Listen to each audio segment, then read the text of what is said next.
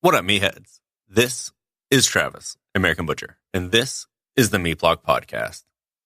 And and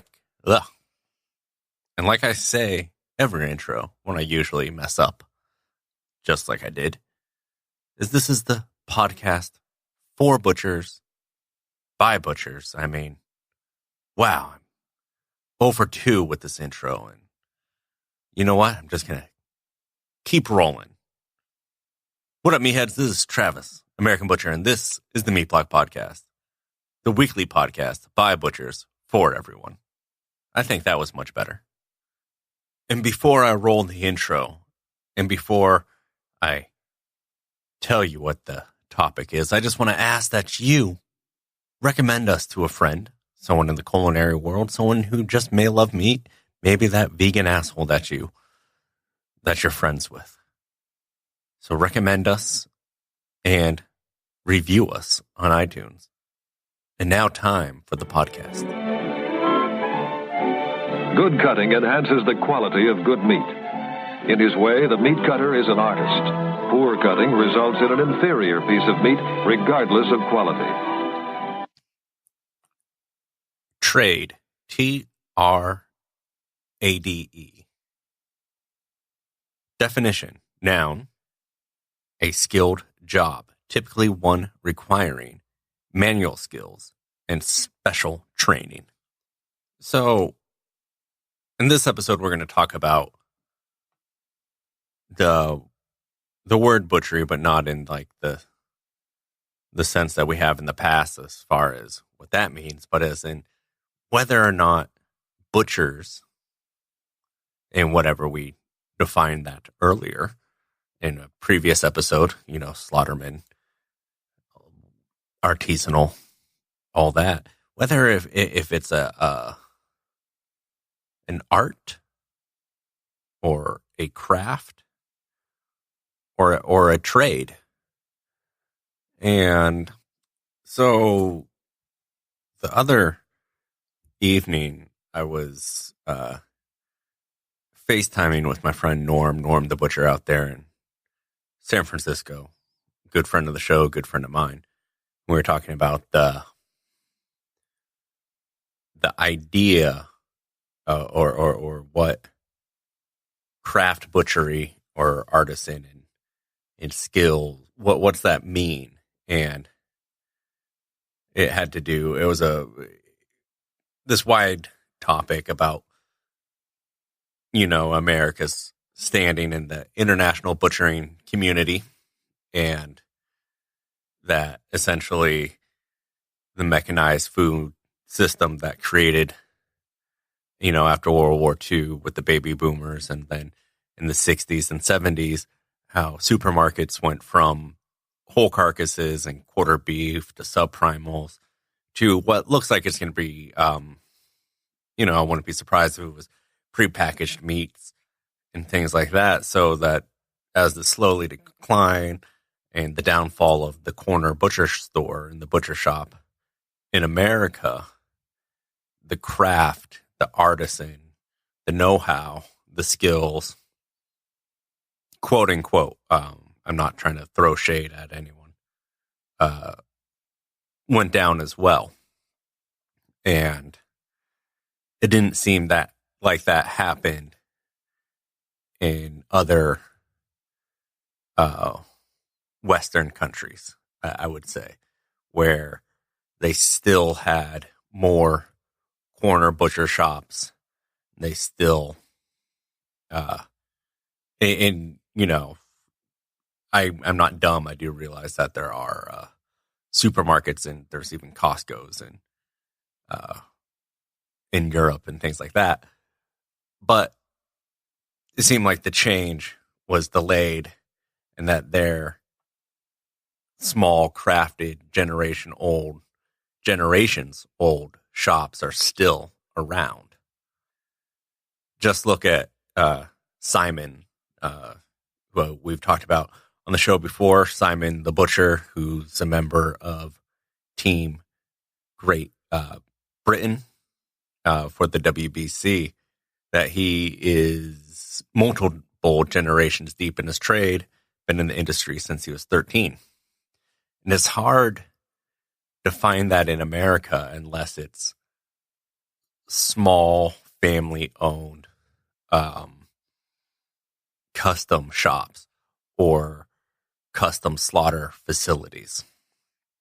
And in the mid-2000s, with the quote-unquote hipster craze with the mustaches and people buying their leather aprons and people wanting to get more involved in jobs that were hands-on, where you couldn't really tell if these people were going to be, go into butchery or be they got their look first before they got their career path. Like, are you going to be a butcher, a barber, a brewer with your leather apron and all that? And don't get me wrong that you got to dress the part. And one of my first jobs, I was 18 years old and I worked for a rough framing company. And it was super humbling and terrible. And what I did was I went out and bought all these tools. I was given a tool list: of framing hammer, framing square, bags, all this stuff. And before I showed up on my first day, I had my tool bags and I rubbed them in the dirt, dinged up my hammer because I didn't want to look like that guy with the brand new spanking tools and all that stuff. And now, honestly, I could give two shits less about that kind of insecurity, even though I'm super insecure in other senses. But looking the part certainly didn't make me any better at framing. Didn't make me a finished carpenter, where, having a drinking problem didn't make me a better construction worker. But what it helped was mentally make me feel accepted or whatever, that I just didn't stick out like a sore thumb. And I just get worried sometimes when I see people that they want to fill this role of this nostalgia purposes of being a butcher and longing for a time that they've never experienced and that they don't know. And false nostalgia's, kind of dangerous. But I don't think it is in this sense. I almost bought a Legends of the Hidden Temple card game because of nostalgia, and I can understand that. But having a longing for a time that you weren't really alive for is just kind of weird. But back to the earlier conversation that I was having with Norm about these boutique shops that, offer the apprenticeships, offer classes, and where you go in and it's the image first, and they also know how to make a beautiful case. But it's very much an image that you see, this nostalgia for a time that no one there has ever experienced. And what my fear of that is complacency in the skill set in America. That a lot of times when people do a paid apprenticeship at one of these shops or do a paid apprenticeship anywhere, they have the affordability to possibly relocate, to stay in a city that they're not from, or they also have the ability to not work for large portions of the day because they're doing this paid apprenticeship. And that could make the people coming out of these shops and situations, and that has the potential to create a lack of diversity and a lack of background and a lack of people to bring their own spin on this industry.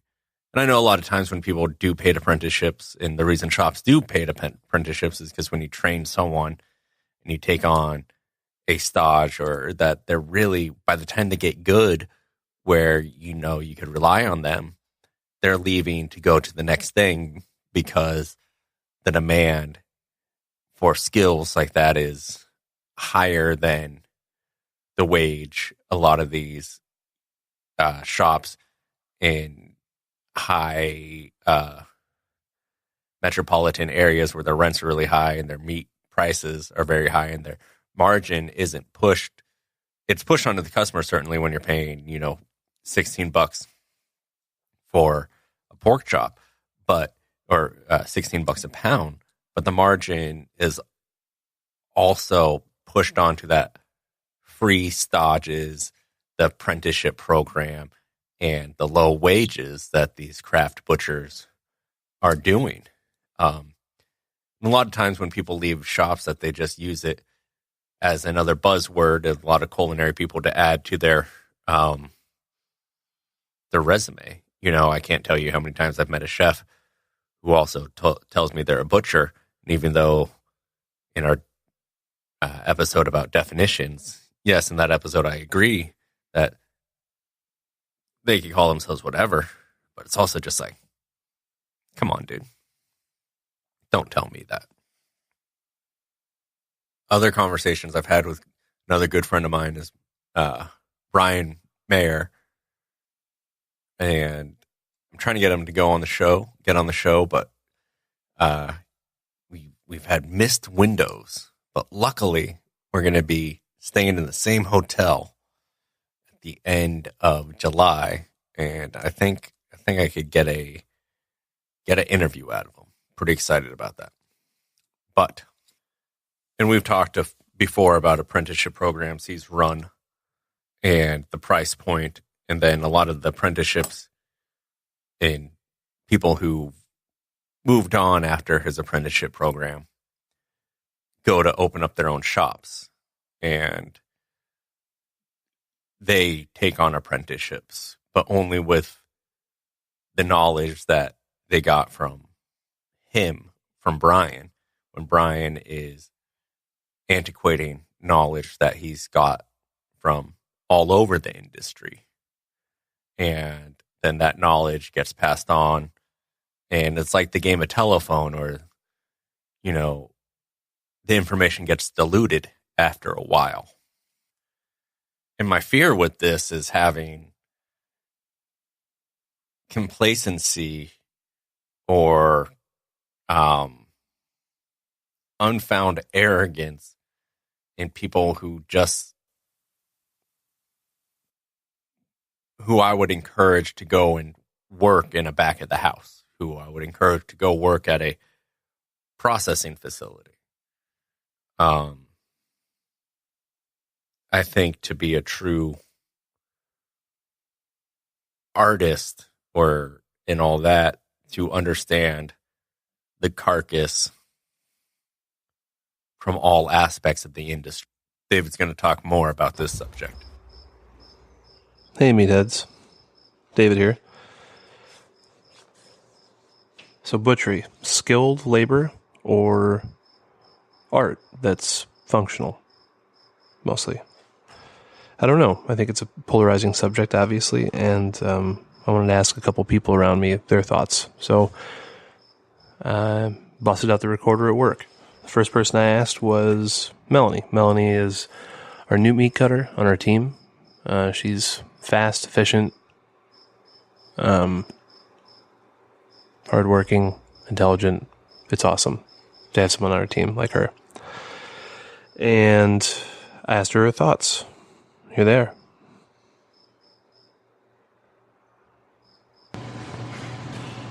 Melanie, in your opinion, is butchery a traditional trade or an art? I guess I would say it's both. I think it depends more on the person than just the industry itself. Mm-hmm. Personally, I would say more it's a trade, but I think anymore that a lot of people are getting into it because they like the artistic side of it. It's a really creative industry. Mm-hmm. But it's also an industry where you work hard, mm-hmm. and I think that's why it is a trade. But yeah, I would definitely say it's both. You and I are definitely more on the tradesman end of things in a more commercial production setting. Does the idea of like artisanal butchery do anything for you? Do you like that side of it as well? Yeah, I think it'd be a really fun thing to do. Yeah, maybe sometime in the future. I do enjoy the hardworking trade aspect of it, but yeah, it's fun to play around with different cuts and just do fun things like that. I always miss like making rolled roasts and stuff like that, where you tie in butcher's knots. Yeah, and yeah. Stuff. That stuff kind of gets lost when you're doing trade work. Agreed. Yeah, I miss that stuff too. Well, maybe we'll have to figure out a way to work that into our case sometime over the next year. Yeah. Cool. Thank you. Yep. Next, I asked Ross. Ross is a former executive chef who has cooked on the West Coast and in the Midwest. He's from down south. He's bringing kind of a different perspective to the butchery thing. He wanted to have a career change and learn some new skills, and he's our new value-added guy. So here's Ross. Okay, here I've got Ross. Ross is a former longtime chef, has cooked from Midwest all the way to the West Coast, and now he's joined our team over here as a cold-blooded killer as well as our value-added specialist, more or less. So you're coming from a different background than a lot of people I'm going to ask this question to. So Ross, in your opinion, is butchery more of a trade or more of an art? I feel butchery is an art. You have to be able to see the meat and the animal as more than just a bunch of lines. It's more than just an animal. It is actually a kind of a roadmap, a puzzle, if you will. And if you're not willing to be creative with that, you shouldn't really be in the, it's going to be work and a trade to you. It's not going to be art. Mm-hmm. I feel it's a little bit more of an art, a lot more of an art than what being a chef is. Being a chef is a lot of just day after day laboring stuff, and you get the random ideas and you get to experiment. But with actual butchery, it's a love, and there's a true art to it, because every animal's different. No matter who you get it from, every animal's different.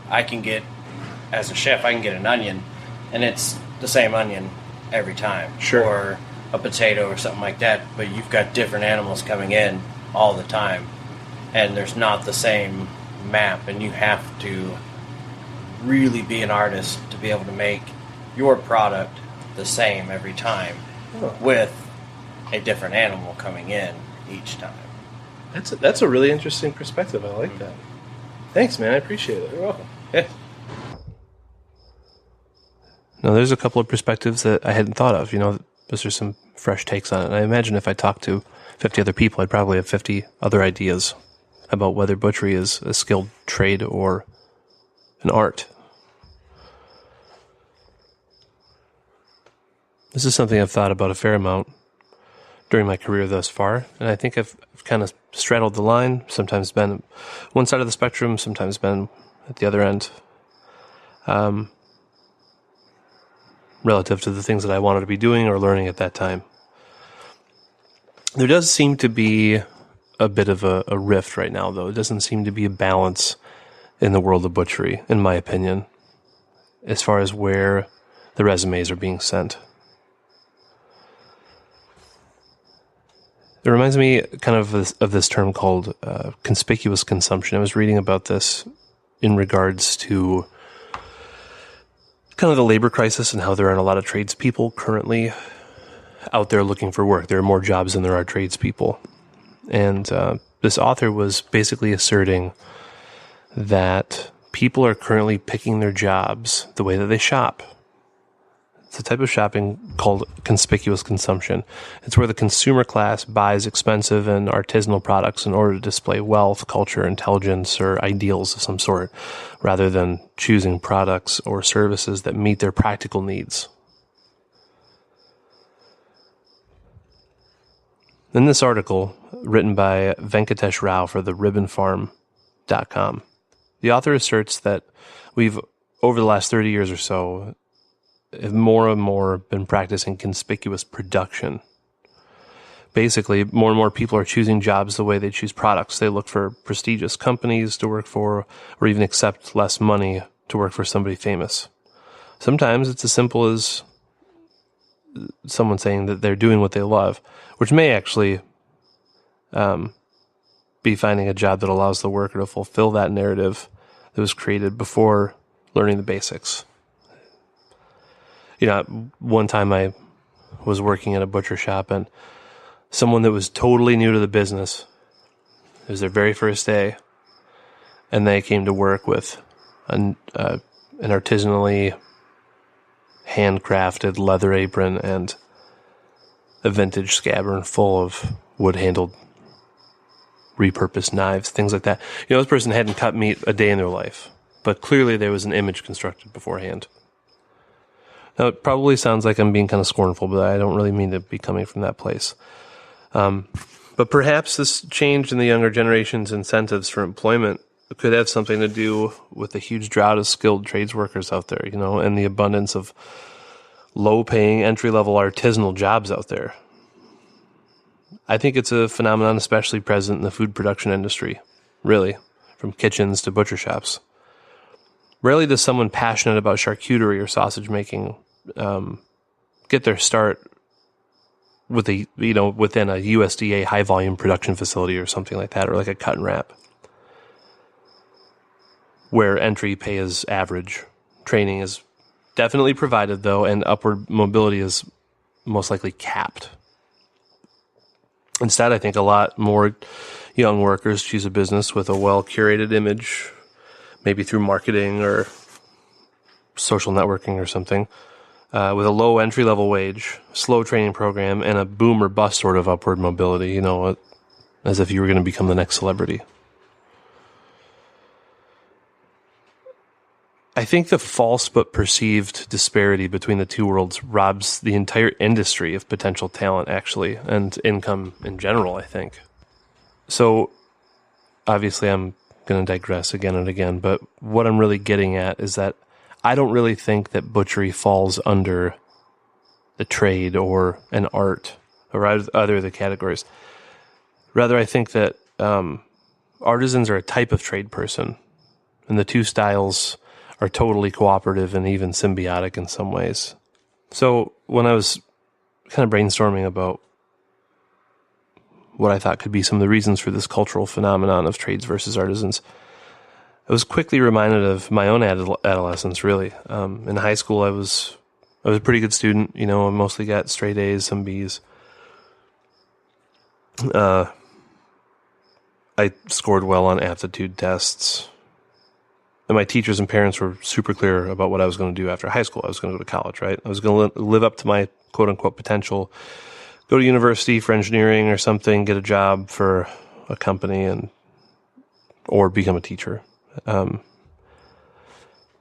I said, I had a good memory and I was a good intuitive test taker, but I had very little actual grasp of the things we were being taught in high school. I was a good student because I was a great test taker, ultimately. Learning for me is more of a hands-on thing. And what truly interested me was working with my hands. Instead of going to college immediately after high school, I wanted to enroll in the local technical vocational center. I toured it with some high school class, I don't know, some sort of seminar class or something. And I was really invigorated, actually. I was drawn to the automotive repair center, the electronics lab, and by far, more than everything else, I was really excited about the production kitchen. They had kind of a catering setup there and taught people how to produce for, commercial food production. I remember when I told my counselor at school that I wanted to take a few different vocational courses to see what clicked with me. She was not supportive whatsoever. And next thing I knew, I was in the office with her and my mom. Just as an aside, my mom was a lunch lady at my high school, which was awful 98% of the time. But 2% of the time, it was taco day. And while your average student was limited to going through the line one time with a maximum of 3 tacos, I got to go through unlimited. So that feels worth it to me. But anyways, I sat there with my mom and my counselor, and they basically used a bunch of scare tactics and to talk me out of wanting to go to vocational school. The message that was being sent to me was that vocational programs are for underachievers and losers, and you're not going to do that.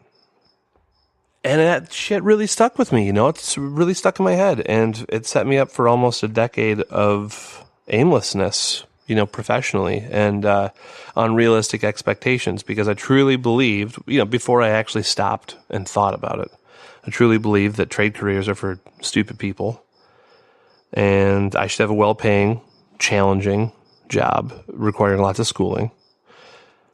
And at the time, I had none of those things going on, so I figured that I was just never going to succeed at anything. So I just kind of traveled and played music and didn't do much at all. It wasn't until I had a major turning point at one point that I was able to take what I considered to be a risk by doing what I actually wanted to do and getting into the food industry.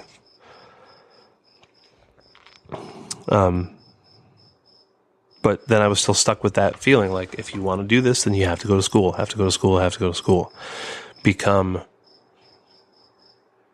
an artisan chef, become somebody who's doing something different and pushing the envelope, I kind of threw that to the wind, though, after I really sat down and challenged it and ended up getting a job as a dishwasher in a high-production, high-volume kitchen. And honestly, was probably the best decision I ever made. Why is this digression relevant? Well, I don't think that I was alone in this learned view of vocational trades. Everywhere in America, employers are hard up for help, especially in the skilled labor tradesman fields. According to the Associated General Contractors of America, more than 70% of construction-related companies nationwide cannot fill their open positions. And I think more than 50% of these open positions pay more than the average salary for the area. I think those figures are pretty consistent in our line of work, as a matter of fact, especially in small cut and wraps or even large plants. I've had to do a serious amount of hiring over the last 6 months or so, and it's been mind-blowing how difficult it's been to find people who want to show up every day, work a full 8-hour shift, and learn something and do a good job. I've got people who show up for a couple hours, show up for one day, not show up at all. We pay better than the average entry-level position in the area. We pay pretty okay, and I can't get people to send me resumes. Yeah, 2 hours west, southeast, northwest, there are craft butcher shops that are just sifting through resumes to come. And sometimes they have people pay them to teach them. Personally, I believe social networking and other media sources have over-romanticized the craft meat sector. And I'm sure that I have just as much to do with that as anybody else. The image of a stereotypical craft butcher, it's a very attractive character. And it's something that inspired me when I was in my early 20s. But when I worked retail early on, I became super aware of the stereotypes around the industry. The retail meat cutters thought that processing plant work was for criminals and degenerates, and artisanal butchers were at the top of the food chain. Those are blanket statements and stereotypes that aren't totally true. I think what we were forgetting about is that, or not even considering, is that the two ends of the spectrum, the trades workers and the artisans, are two arms of the same organism, and they need one another. The craft sector needs the laborers because they supply the product to be turned into a meat art. There's no such thing as an artisanal slaughterhouse. Animals all die the same way, relatively speaking. And the production workers need the artisanal side of the business because constantly reinvented trends, buying trends and whatnot. They power buying trends all the way down the food chain. It trickles right down the economic ladder and hits us in the cut and wrap. Things that are happening in Food and Wine magazine and in Savour and Bon Appetit and in all of the really high-end craft steakhouses around America right now. That all makes their way 3, 4, 5 years down the line to cut and wraps out in the country. What I'd really like to see is some of the enthusiasm and curiosity from the craft business side make its way over to the industrial or production side of the business. I also think the high-end retail arena could use more people with a background in food safety, HACCP, and high-volume production. I think that some cross-experience could really do the business good. I highly, highly recommend that if you want to pursue a long-standing career in the meat business, focus on jobs that you want to go after, but maybe are slightly outside your comfort zone. Don't just focus on jobs that resemble the media that you admire or were inspired by. Remember, after all, the original artisans were just some sort of industry worker who became adept at their jobs, so adept that they were able to offer a service so unique that they could work for themselves. I'd really suggest that if you want to get into artisanal or specialty meat, go out there and get yourself a job at a local cut and wrap for 3 to 4 years. A place that maybe kills and cuts between 10 and 30 beef a week with as many hogs, and just really get into it and bring your enthusiasm and drive in that early part of your career to a place where you're going to get a great fundamental education in food safety, in relationships with farmers, producers, customers, seeing what the backbone of the country buys, not just the specialty niche high-end stuff, but really connect with the communities around you and see who's buying what. Because you'd be surprised how similar people are no matter what income bracket they fall into or what part of the country they live in. Everybody grew up in some small town somewhere or some small neighborhood, and everybody had things, when they, as a customer, the way that they approach buying meat, things that they bring from their childhood, and I think that being in a small cut and wrap in a more rural area or even, just not in a retail storefront, I think that you can really see a different side of the industry and really, I think you can really get a more well-rounded view of marketing techniques. I think you'll learn a lot about time management. I think you'll learn a lot about personnel management because you'll be getting all kinds of different people, not just young enthusiasts. I mean, I can think of kitchens that I've worked in where everybody was a 6-foot-tall white dude with a beard and a bunch of tattoos and a sick haircut. You know what I mean? If you branch out and get to these other places, you'll get to see what your industry means to a lot of different people. And I highly suggest it to anybody that's got the time or the willingness to drive, to cut their teeth in the trade and work on their skills until they naturally become an artisan, if their passion guides them in that direction.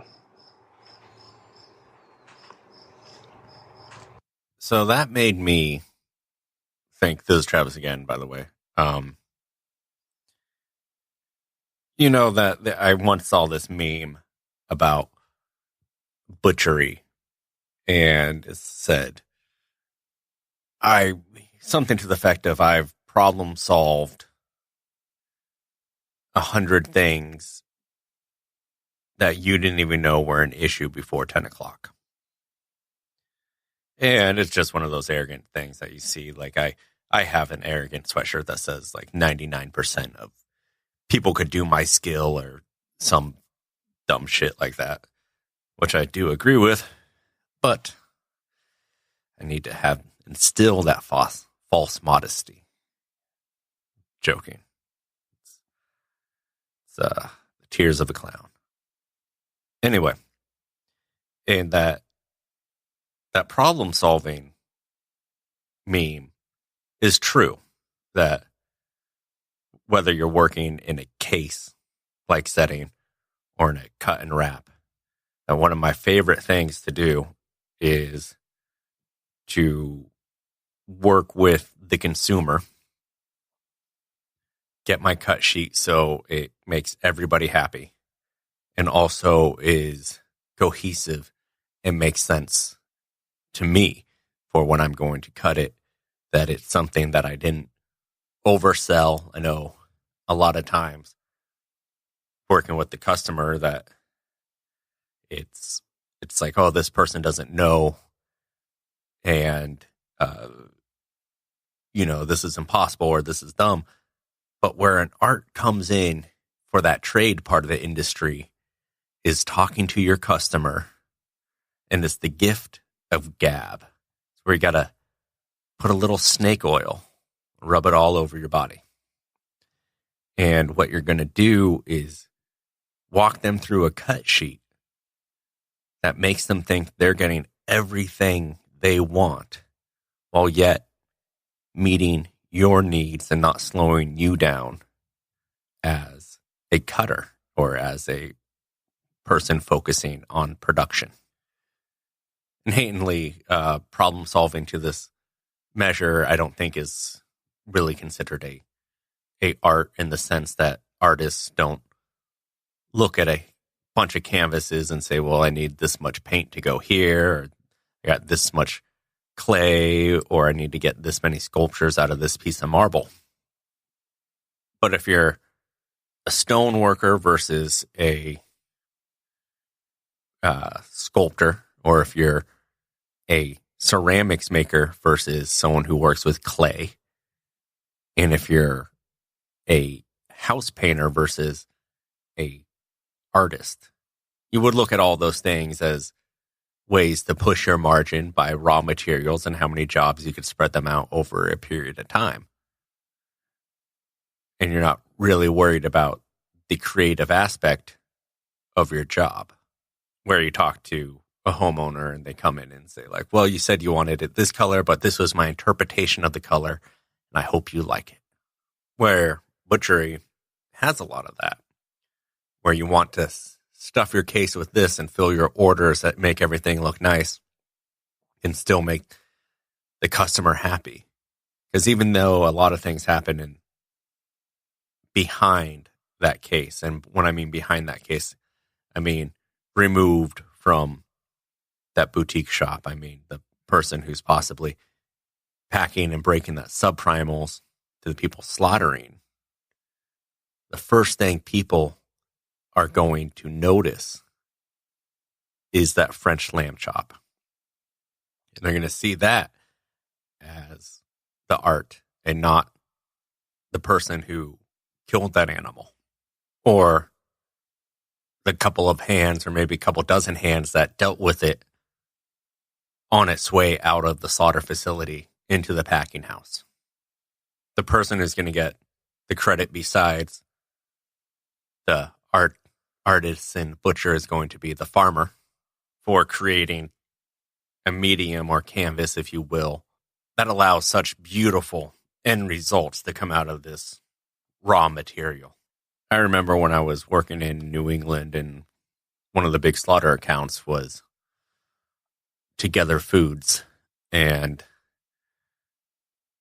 we did a lot for this company, and to the point where I could walk into one of their stores and look at their product there in New England and say, there is a almost 100% certainty that I killed that animal.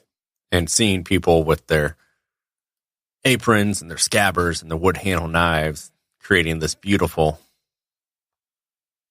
casework, and I got jealous and wanted to be like, well actually, I shot this and killed it, and besides that being completely inappropriate on several fronts, I bit my tongue, didn't say anything, and compartmentalized my job and my role and focus in this industry, and realized that whatever task I was doing at that moment, I would do my best to be the best at it, learn everything I could from that position, talking to the old timers on the kill floor, the master butchers in the cut room, the guys who are generation deep. And then when I eventually found myself in a retail artisan whole carcass buzzword role, taking all my previous experience and putting it into that situation. And it was met terribly. These other craft butchers and people were not welcome to the idea that they learned this certain way from this certain person and this is how they did things. And I went along with it. One thing I've learned that when people who work in the industry, like say you get a new guy at the office, first thing they're gonna do is point out things that are wrong and say, this is how we did it at our other office, and then they may realize the reason things are done at this new facility is because they may have tried it that way and it didn't work, or with their personnel that it won't work that way, or their ordering or trainability. So not wanting to be the new guy to solve all their problems when they felt their problems didn't need to be solved. And then flash forward to years later and now, where one of my good friends was responsible for teaching my old bosses. And after talking to him and, being professional friends and then talking about the industry, that closed-mindedness is something that he would never teach. And that all goes back to my fear, or perpetuating my fear of a closed-minded front-of-the-house industry. This next piece is by Ryan. Butchery is very much like the parable of the blind people and the elephant. A dozen or so blind people have surrounded an elephant, reaching with their hands to feel what it is they've surrounded. One person who's at the rear of the elephant is holding on to the tail, and they exclaim, "It's a rope. It is a rope. Most certainly, this is a rope." A person who's standing to the side of the elephant says, "It feels to me like a wall." Yeah, this is a wall.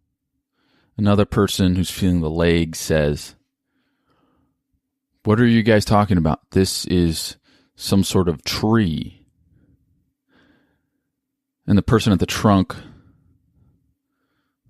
keeps quiet because the trunk does not resemble a wall or a rope or a tree, and they're quite confused by their comrades' interpretations. Meat workers and butchers find themselves in countless similar but different permutations of work experience. From job to job and from year to year, the character of one's work experience may only be slightly different, with a little bit more emphasis on volume here or added value there.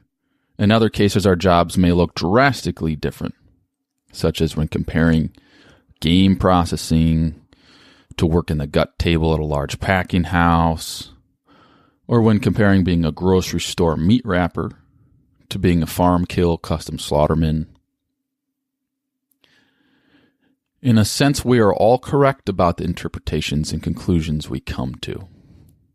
Similar to the blind people in the parable, it is a rope, it is a wall, it is a tree. And yet there is often a bigger picture, a larger interpretation that is worth striving for. It's an elephant that the blind people are feeling. but it will take mutual collaboration and sharing of experiences to bring together the pieces of the puzzle necessary to reveal the elephant. This is what we at the Meat Block are attempting to do. Let's figure this thing out together. Whether my flavor of butchery has more in common with an art or with a trade, it is of no matter.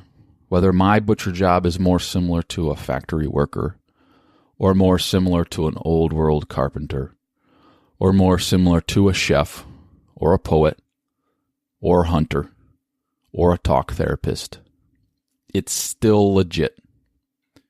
We need all the permutations of butchery to exist. Even folks who have terrible knife skills and embarrassingly misinformed advices, by showcasing butchery and, quote-unquote, by teaching butchery, they may still be providing an unmistakably powerful and life-altering moment for their audiences. Although it might be fun to poo-poo these fake butchers, there's countless evidence across disciplines that people with very little technical skill can still affect powerful social change for the better. High-level chefs, for example, with very low levels of butchery prowess, can still create culture-altering ripples by showcasing even a mere gesture towards butchery. My Little League baseball coaches, looking back, they were not very good at baseball at all, but I did not know that at the time. To me, they were gods. They provided me with an experience that captured my imagination and my animal instincts, and they welcomed me into the fold that was the rich world of baseball and sport. There is value here.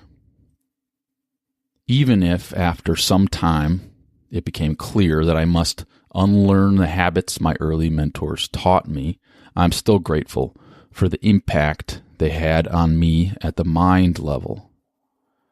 For it is that mind level and that heart connection with the craft that will carry me to a place of true, authentic discernment and true relationship. It does not matter to me whether I make a lot of money or little money in this butchery work. It does not matter to me if, in 50 years, this work becomes obsolete. If this work of dressing out animals, of carcass breaking, and cutting meat becomes a thing of the past.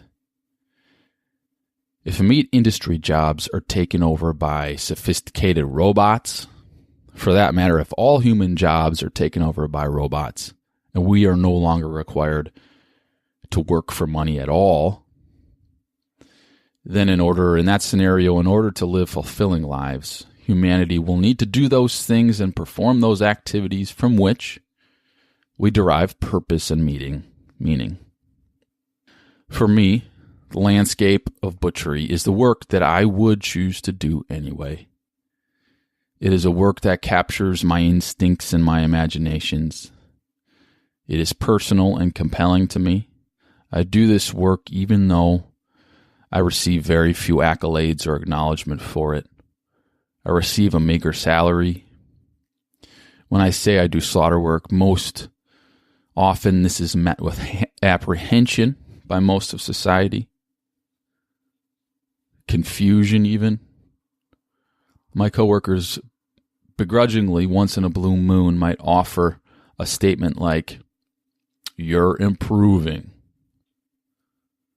Never a true compliment.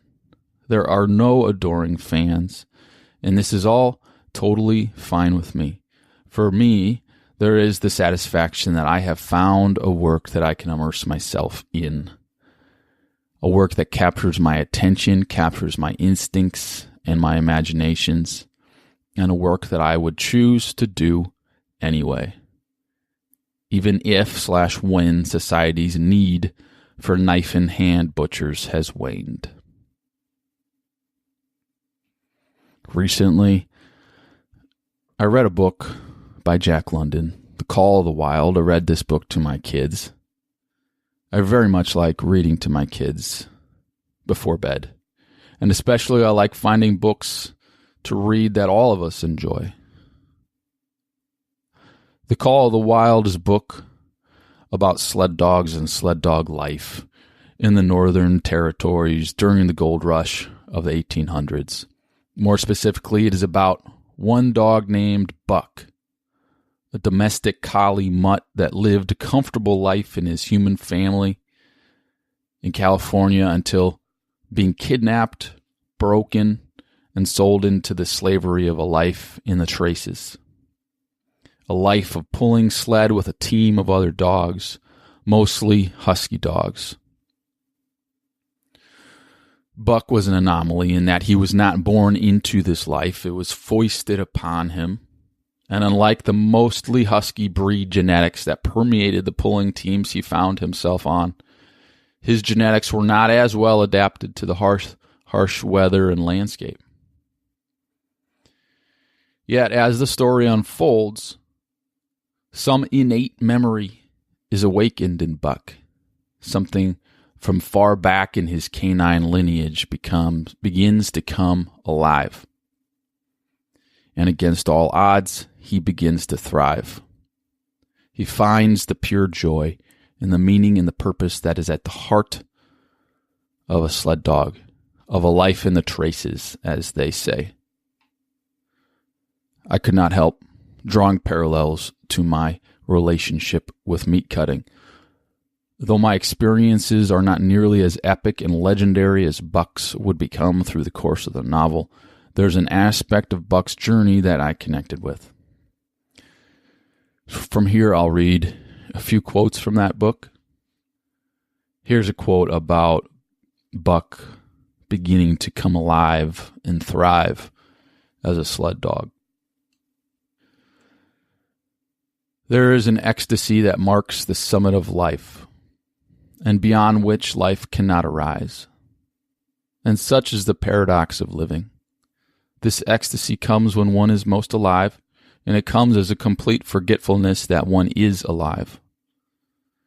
This ecstasy, this forgetfulness of living, comes to the artist, caught up and out of himself in a sheet of flame. It comes to the soldier, war-mad on a stricken field in a refusing quarter. And it came to Buck, leading the pack, sounding the old wolf cry, straining after the food that was alive and that fled swiftly before him through the moonlight. He was sounding the deeps of his nature and the parts of his nature that were deeper than he, going back into the womb of time. He was mastered by the sheer surging of life, the tidal wave of being, the perfect joy of each separate muscle, joint, and sinew, and that it was everything that was not death, that it was aglow and rampant, expressing itself in movement, flying exultantly under the stars and over the face of dead matter that did not move. Wow, that was a big quote. Here's a quote about Buck having to fight his way through the pecking order and establish himself in this competitive world of sled dogs. Quote, "In this manner, he had fought forgotten ancestors. They quickened the old life within him, the old tricks which they had stamped into the heredity of the breed were his tricks. And when, on the still cold nights, he pointed his nose at a star and howled long and wolf-like, it was his ancestors, dead in dust, pointing nose at star and howling down through the centuries and through him." There's this phenomenon of pride that the sled dogs possessed. Buck describes meeting these sled dogs in camp and looking, kind of observing their personalities, and some of them were kind of just strange and listless and couldn't put his finger on who they were exactly. But then once they were in the traces and harnessed up to the sled and pulling, they would come alive, completely alive, and their whole personalities would transform into this whole other creature. And there's this great pride and joy and dedication that these sled dogs felt towards their work. One of the quotes says, "For the pride of the trace and trail was his, and sick unto death, he could not bear that another dog should do his work." There's this thing where, like, when the sled dogs would get sick, like, they would still rather be in the traces. And there's one dog that had an internal bleeding, some sort of internal injury, and was going to die. But here's the quote: "He pleaded with his eyes to remain there when the drivers tried to take him out of the harnesses.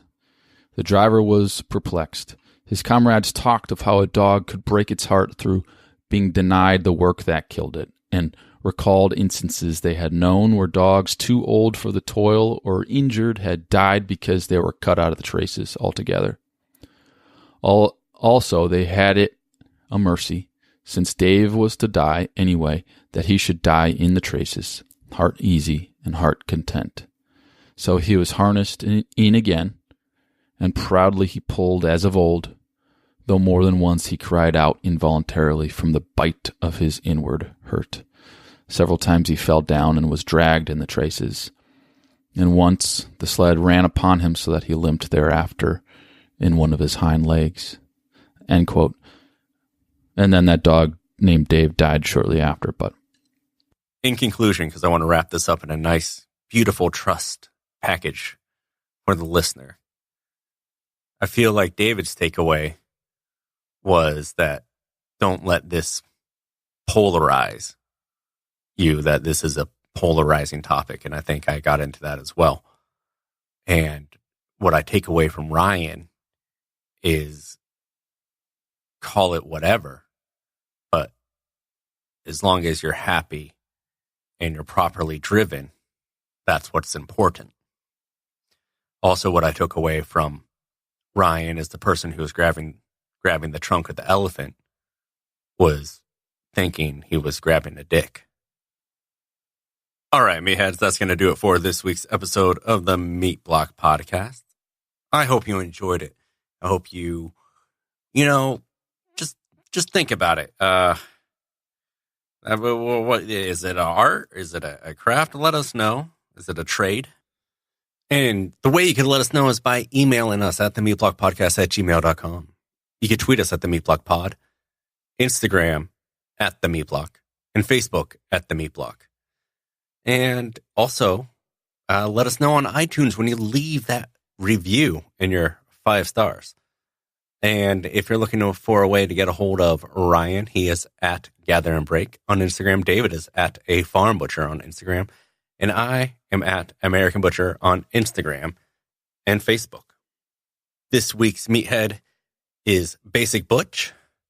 And if you want to be the meathead of the week, just use the hashtag #TheMeatBlock and tag us on social media and tag friends if you think you know someone who will enjoy this show. And until next time, keep your knives sharp and live in the margin. This outro song is Taylor Chowder, Nose to the Grindstone.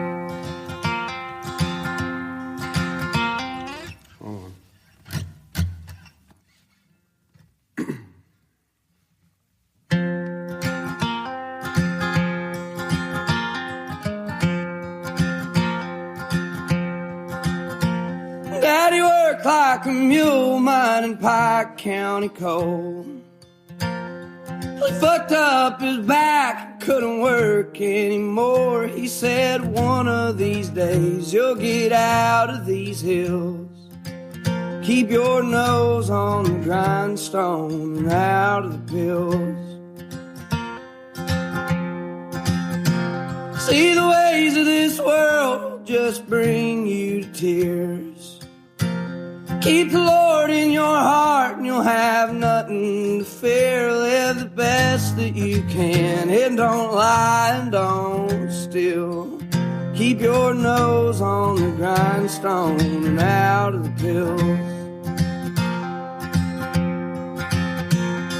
Well, Daddy, I've been trying, I just can't catch a break. There's too much in this world I can't seem to shake. But I remember your words, Lord, they bring me to chills. Keep your nose on the grindstone and out of the pills.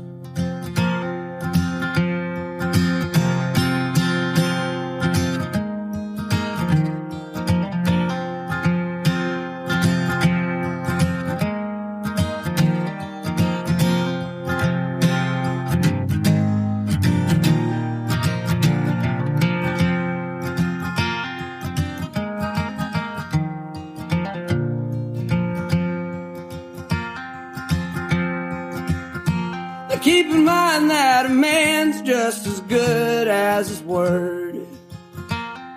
It takes twice as long to build bridges you've burnt. And there's hurt you can cause, time alone cannot heal. Keep your nose on the grindstone and out of the pills. Well, Daddy, I've been trying, I just can't catch a break. There's too much in this world I can't seem to shake. But I remember your words, Lord, they bring me to chills. Keep your nose on the grindstone and out of the pills. Keep your nose on the grindstone